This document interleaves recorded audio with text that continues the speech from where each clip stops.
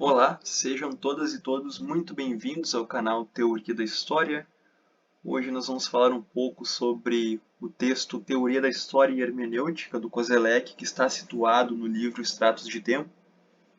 Esse é um debate que o Koselleck faz que é muito, digamos assim, disseminado na academia, principalmente eh, nas disciplinas de Teoria da História. Muitas vezes os alunos não compreendem muito bem esse texto, têm uma certa dificuldade. Enfim, o Koselleck, ele é tido muitas vezes como um autor difícil, né? E esse debate ele precisa ser contextualizado, né, sobre a teoria da história hermenêutica para a gente compreender melhor o que o Koselleck está falando. Então vocês também podem usar os comentários para fazer perguntas, né, se vocês não entenderam. Eu também fiz os slides para que vocês possam ter um acompanhamento e também fazer algumas anotações, se vocês quiserem. Pode ser útil. Bom, adentrando propriamente a essa questão, nós precisamos conhecer o contexto desse ensaio, desse texto do Koselleck. Como eu já havia dito antes, ele está situado neste livro Extratos de Tempo, estudo sobre a história do Koselleck, que foi traduzido pela Contraponto, que é um conjunto de ensaios escritos pelo Koselleck. E, e está nesse livro, então, este texto. Primeira coisa, para a gente começar, digamos assim, a contextualizar mais especificamente esse trabalho do Koselleck, é que esse texto, Teoria da História Hermenêutica, ele foi uma palestra para o aniversário do Gadamer. Gadamer é um filósofo alemão que é um dos principais autores da hermenêutica, né? Hermenêutica filosófica, que também foi professor do Koselleck. Então, esse é um texto em homenagem ao Gadamer, o seu reconhecimento pelo Gadamer.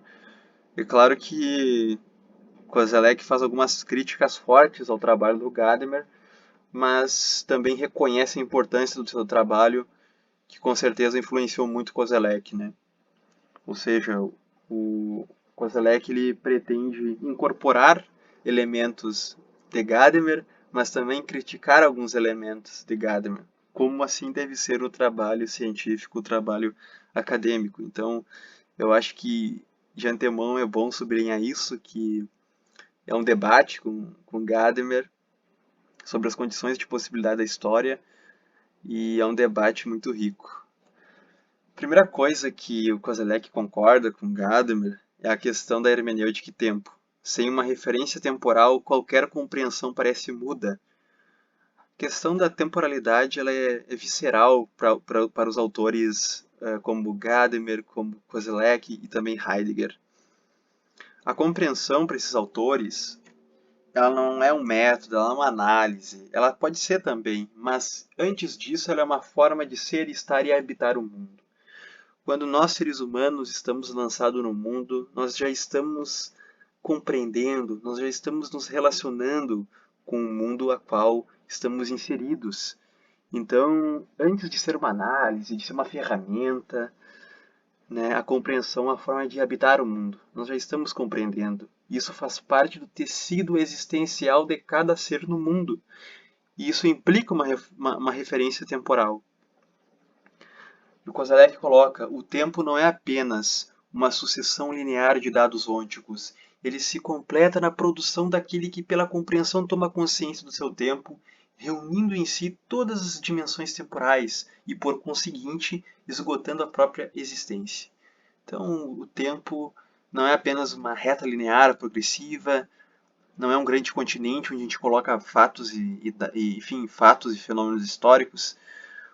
O tempo ele faz parte do ser humano, né? O ser humano ele o tempo faz parte do ser humano, da tessitura existencial do ser humano. Não é que o tempo, a gente está dentro do tempo como se fosse um continente, a gente se temporaliza a todo momento. É isso que ele está querendo colocar. O tempo faz parte da existência. A filosofia hermenêutica elaborada por Gadamer e a pergunta sobre as condições históricas por que precisamos compreender permanentemente se queremos viver estão entrelaçadas. E aí o Koselleck coloca, a hermenêutica de Gadamer tem a ver com aquilo que a ciência histórica reivindica para si como teoria da história, debater as condições de possibilidade das histórias levando em consideração as aporias da finitude do homem em sua temporalidade. Então quer dizer que tem uma afinidade aí sobre isso, né? Sobre as condições de possibilidade da história, né? A hermenêutica gadameriana tem a ver com a ciência histórica, né? E com a teoria da história. Debater as condições de possibilidade da história. E esse é um debate que nós vamos ver aqui.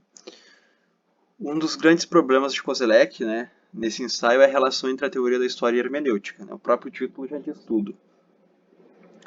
A primeira afirmação que o Koselleck concorda muito com Gadamer é que a hermenêutica de Gadamer, a hermenêutica gadameriana, ela engloba a narrativa histórica. Ela se relaciona, ela se situa com a narrativa histórica. Se a gente compreender a narrativa histórica como um produto literário, como uma síntese das nossas pesquisas, eu acho que muito mais, não só uma síntese, mas eu acho que a narrativa ela faz parte da própria dimensão de historicidade da pesquisa, né?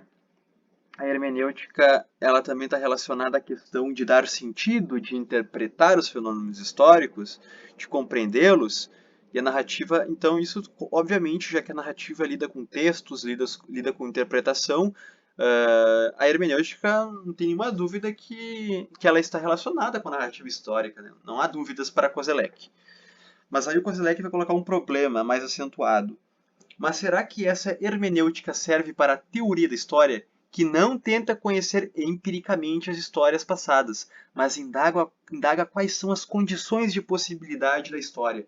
Será que essas condições se esgotam na linguagem, nos textos? Ou será que existem condições extralinguísticas, mesmo que tenhamos que usar a linguagem para nomeá-las? Esse é o ponto do texto do Koselleck.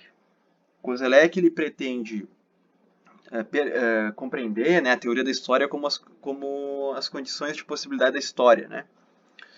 E para ele existem elementos extralinguísticos, né, que antecedem o texto, que antecedem uma interpretação historiográfica. Ou seja, se a gente for perceber que um dado fenômeno histórico, ele tem várias versões pela historiografia sobre esse fenômeno.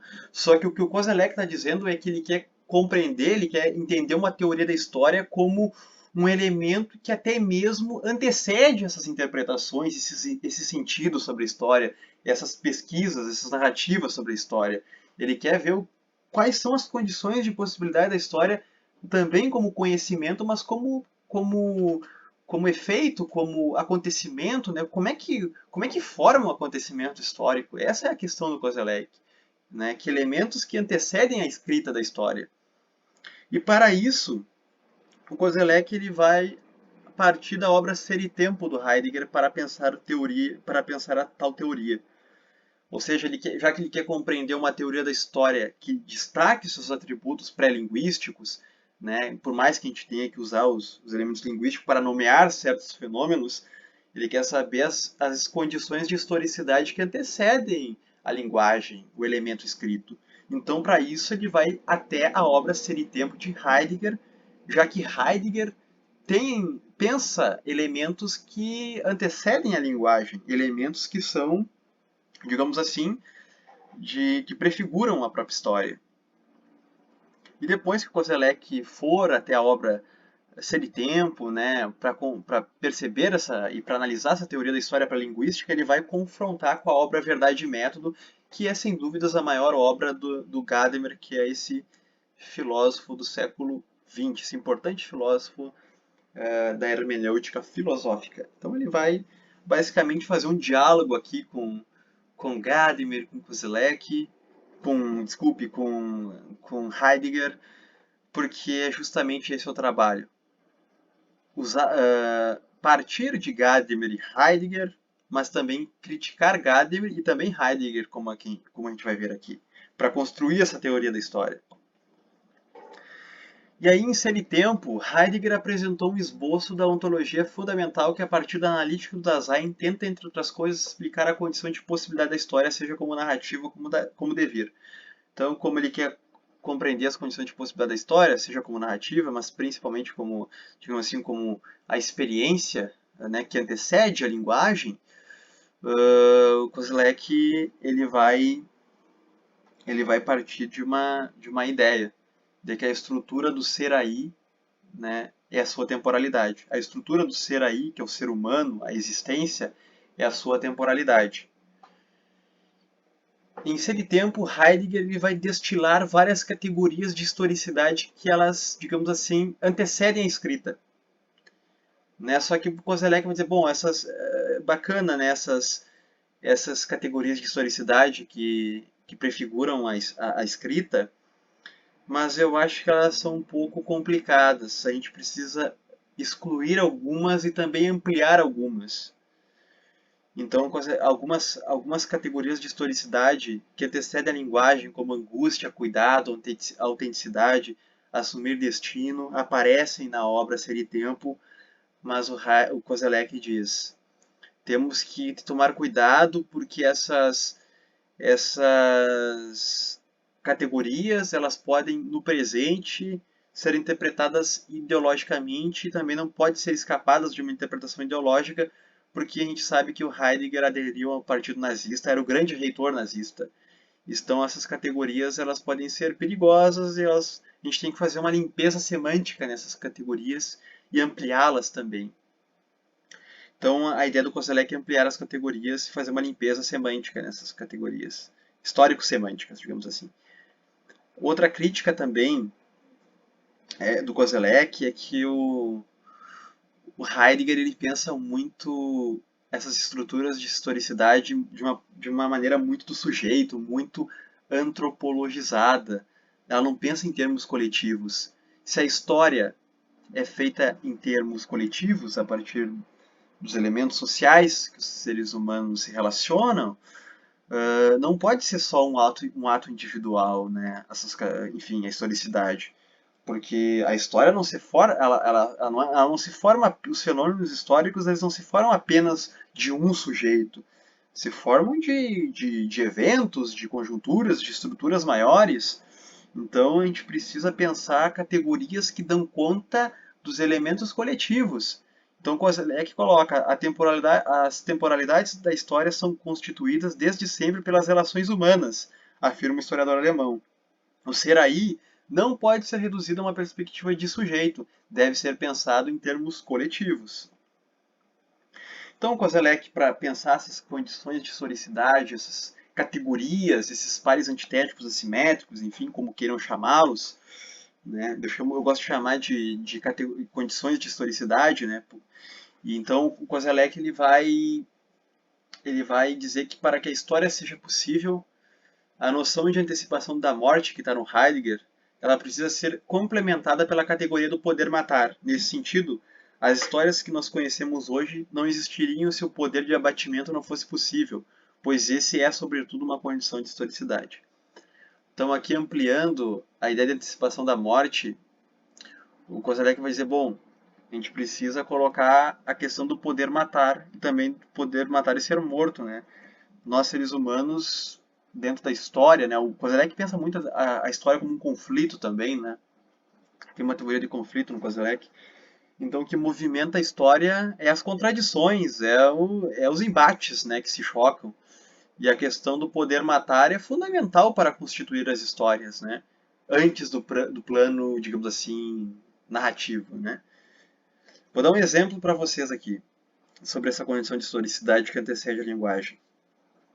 Pensemos os soldados no fronte na Primeira e na Segunda Guerra Mundial. Esse é um exemplo que eu estou dando aqui.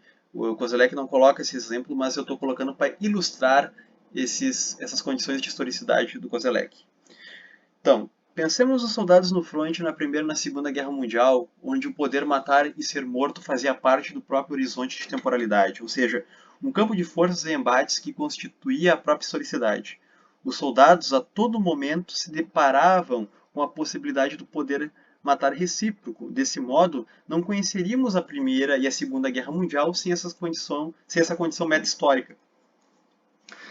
Ou seja, esses pares que um deles que eu já falei, que eu estou falando aqui, que é o poder matar e ser morto, mas existem outros como amigo e inimigo, são condições universais para o Kozilek, fazem parte de todas as histórias. E a gente tem que conhecer esses pares para compreender como que as histórias elas são possibilitadas, digamos assim, no plano da experiência. Então pensemos bem. Nós não conhecemos a Primeira e a Segunda Guerra Mundial, existe uma literatura historiográfica sobre ela, com várias interpretações sobre esse fenômeno.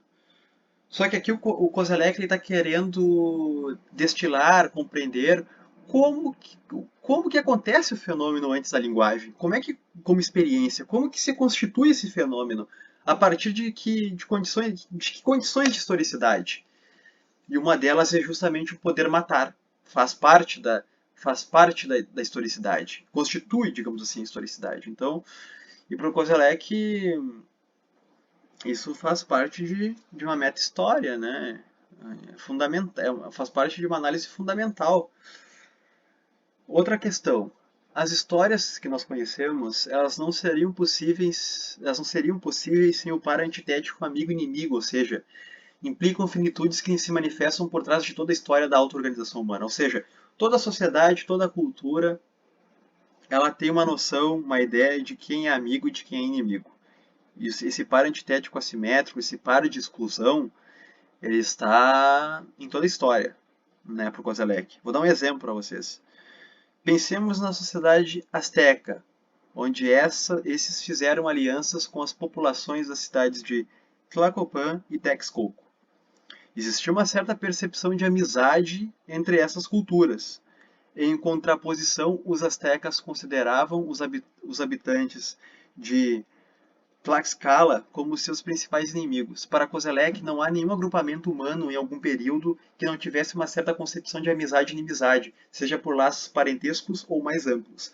A gente está falando mais de laços mais amplos que contemplam questão de fidelidade, questões de alianças, né? Então, aqui na sociedade asteca também tem essa noção de amigo e inimigo, né? Quem são os amigos e os inimigos, né? Isso faz parte das condições de historicidade para o Kozelek. Segundo Kozelek, é preciso considerar um par antitético de natureza mais geral, que é interior-exterior. Esse par marca estruturas de finitudes que são relacionadas à espacialidade da história. Podemos pensar essa relação entre interior e exterior enquanto território e, portanto, tem-se a possibilidade de conjugar a noção de amigo, inimigo e territorialidade. Isso pode constituir Estado-nação, ou seja, um espaço onde se demarca constantemente quem está dentro e quem está fora desse território nacional. Bom, o interior e exterior, então, ele faz parte da espacialidade da história. Mas ele também está relacionado, ele pode se relacionar à questão do amigo inimigo, né? Quem faz parte ou não desse território? Quem pode ou não integrar o Estado-nação? Quem pode ocupar esse espaço? Quem faz parte ou não dessa nação? Essa é a questão. E para isso eu dei um exemplo. Pensemos a suposta nação americana, onde a todo momento se define quem ou não faz parte dessa identidade, quem é digno ou não de ocupar esse espaço. A noção de interioridade e exterioridade está relacionada com as estruturas de finitude que são espaciais, mas sobretudo são subordinadas a uma certa concepção de temporalidade que se temporaliza no exercício dessas relações de forças históricas que estão no mundo, né? Ou seja, esses pares antitéticos, assimétricos, eles antecedem a escrita da história. Eles estão no mundo, eles estão nos embates dos sujeitos, né? Que eles antecedem qualquer interpretação. As interpretações existem, a gente pode nomear os fenômenos, podemos analisá-los, mas para o Kozelek, a partir da experiência histórica, eles antecedem, né? Então, essa noção de interior e exterior também é uma condição de historicidade que antecipa a história, a escrita da história e aos textos. Segundo Kozelek, eu gostaria antes de fazer um comentário que muitas vezes a gente pensa que o Kozelek tem uma influência kantiana, que essas categorias são categorias para o conhecimento, são de condições de conhecimento. Mas aqui o Kozelek está falando de condições de possibilidade da história enquanto experiência, enquanto elementos que prefiguram o próprio conhecimento. Se a gente for pensar, né, O Kant, para dar um exemplo até didático, para o Kant existem categorias de entendimento que estão dentro da concepção do sujeito, estão contidas na cabeça do sujeito, né? São conhecimento. Para o Koselleck, isso aí não pode estar contido como conhecimento também, mas também não só como conhecimento, mas enquanto experiência, né? Enquanto embate. Essas categorias formam a historicidade, constituem historicidade. Agora, passando para outro par, né, para outra condição de possibilidade da história, outra categoria de historicidade, segundo Koselleck, para fundamentar as condições de possibilidade da história é preciso levar em consideração a categoria de geratividade. Heidegger afirma que os existentes devem aceitar a própria existência e a finitude da vida, ou seja, aceitar o nascimento e a morte. E as questões de geratividade é importante. Eu vou dar um exemplo aqui de geratividade. Exemplo. A própria noção de ancestralidade entre os escravizados no chamado Brasil escravista.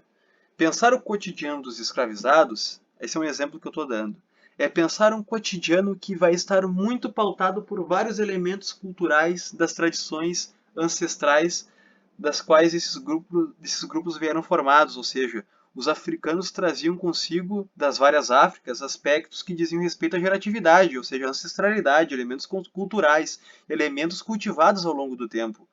Em muitas sociedades africanas, a veneração ancestral é um dos princípios tradicionalmente central e básico, mesmo nos cultos contemporâneos.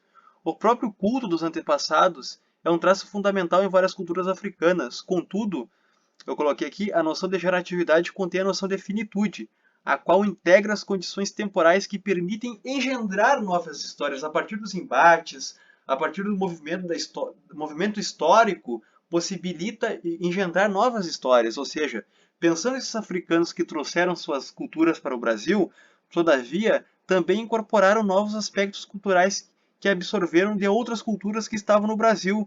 Portanto, mudanças e choques geracionais constituem diferentes horizontes temporais finitos que se deslocam e se imbricam, produzindo histórias.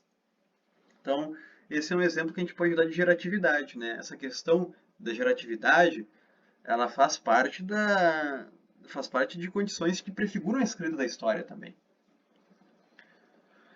Aí eu coloquei aqui, com tonalidades claramente hegelianas, a reflexão do historiador alemão conduz ao par antitético senhor e servo. Koselleck aqui está se referindo às relações entre acima e baixo, ou seja, as hierarquias estabelecidas ao longo da história. Para o Koselleck, aqui o Koselleck, por muitas vezes, é tido como e de fato ele é, né, um autor mais conservador. Ele é muito mais conservador, digamos assim, do que progressistas, mas é claro que é progressista. Claro que o Koselleck, ele, digamos assim, ele é um democrata, né? Ele é, enfim, muito, digamos assim, otimista, ele é muito, adere muito à questão da democracia, mas ele é um autor, digamos assim, pensando a história, ele é mais conservador, né? Em alguns pontos. Que para ele, por mais que aconteça uma revolução, por mais que mudam os elementos institucionais e tal, podem até ser melhores que o anterior, mas novas relações de acima e baixo, enfim, são colocadas, né? São questões de hierarquia, né, ao longo da história. A hierarquia para o Koselleck é uma condição de historicidade, né? Isso, claro, podemos, enfim, analisar melhor, mas para o Koselleck é uma condição de historicidade, faz parte do movimento da história das contradições. Sem essa relação de hierarquia acima e baixo, a história não se constitui, ela não se movimenta, né? O que movimenta a história é a tensão. E a relação de hierarquia acima e baixo faz parte da tensão da história, do movimento da história, queiramos ou não, né? O Koselleck está colocando. Então aqui a gente pode pensar também que o Koselleck ele parte de, digamos assim, de tentativa de um realismo historiográfico, se não aquele do século XIX com positivismo, mas ele tenta pensar uma ontologia da história, pensar as condições de possibilidade da história enquanto experiência, antes da interpretação. Como que forma uma história, né? Então, essa relação de acima e baixo está nas hierarquias estabelecidas ao longo da história. Vou dar um exemplo. Na Idade Média, o que marca esse período são as relações de dominação que se estabeleceram entre, de um lado, os senhores de terra e de outro, os servos que nelas trabalhavam. A dominação senhorial possuía uma dimensão econômica, as obrigações monetárias ou em forma de serviço corvéias, né, eram devidas pelos servos dependentes aos senhores em troca de direito de explorarem parcelas de terras cedidas por esses últimos. Contudo, elas iam além, englobando a proteção jurídica e militar oferecida pelos senhores para os servos. Nesse sentido, claramente temos uma relação hierárquica entre esses grupos, entre essas categorias sociais, que manifestam estruturas de finitude, ou seja, a relação de hierarquia entre um senhor e um servo é uma questão que antecede, né, digamos assim, uma escrita sobre isso, né? E se ninguém escrever sobre as relações na Idade Média, de dominação senhorial, as relações de senhorio na Idade Média, independente de escrever, a questão de hierarquia faz parte da condição da história, segundo Koselleck.